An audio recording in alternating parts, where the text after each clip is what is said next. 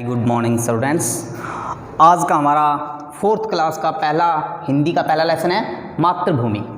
तो मातृभूमि जो माँ की भूमि, जिस मिट्टी में जिस देश में हम रहते हैं उसी को हम अपनी मातृभूमि बोलते हैं, कहते हैं। तो इस कविता के माध्यम से इस कविता के कवि हैं डॉक्टर श्याम सिंह शशि, वो इस कविता के माध्यम से हमें समझाना चाहते हैं कि मातृभूमि ही सबसे बड़ा धर्म है, देश धर्म ही सबसे बड़ा धर्म है। बाकी धर्मों में कोई फ़र्क नहीं होता, हिंदू मुस्लिम सिख ईसाई, जहाँ पानी पीते हैं वो भी एक है और जहाँ हम बोलियाँ बोलते हैं वो भी सब एक हैं। तो देश धर्म ही सबसे बड़ा धर्म होता है, कोई धर्म में फ़र्क नहीं होता।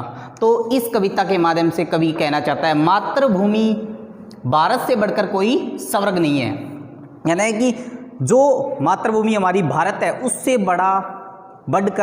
बड़ा कोई स्वर्ग नहीं है। देश धर्म के आगे होता कोई वर्ग नहीं है। जो देश धर्म होता है ना वही सबसे बड़ी जाति होती है, वही सबसे बड़ा धर्म होता है। उससे बड़ी ना कोई जाति होती है ना कोई वर्ग होता है। अलग अलग भाषाएं लेकिन वाणी सबकी एक है। कि इस देश में अलग अलग भाषाएं हैं, जैसे कि भारत में 22 भाषाओं को मान्यता दी गई है, इसी प्रकार से इस देश में भाषाएं अलग अलग हैं लेकिन वाणी और बोलने का तरीका सबका एक है। नदियों की कलकल में बहता पानी सबका एक है। अलग अलग नदियां बहती हैं लेकिन पीने और सभी पानी पीते हैं, सब जो पानी है वो एक है। हिंदू मुस्लिम सिख ईसाई में कुछ फ़र्क नहीं है। कहते हैं कि जो धर्म अलग अलग हैं, हिंदू है मुस्लिम है सिख है ईसाई है, इन धर्मों में कोई फ़र्क नहीं है। एक कहावत भी है, हिंदू मुस्लिम सिख ईसाई आपस में सब भाई भाई। तो मतलब धर्मों में कोई फ़र्क नहीं है, देश धर्म के आगे होता कोई वर्ग नहीं है। यही कह रहे हैं कि सभी धर्म एक है और सबसे बड़ा धर्म हमारा देश धर्म है, उससे बड़ी ना कोई जाति है ना कोई वर्ग है। तो इसके कवि कौन है?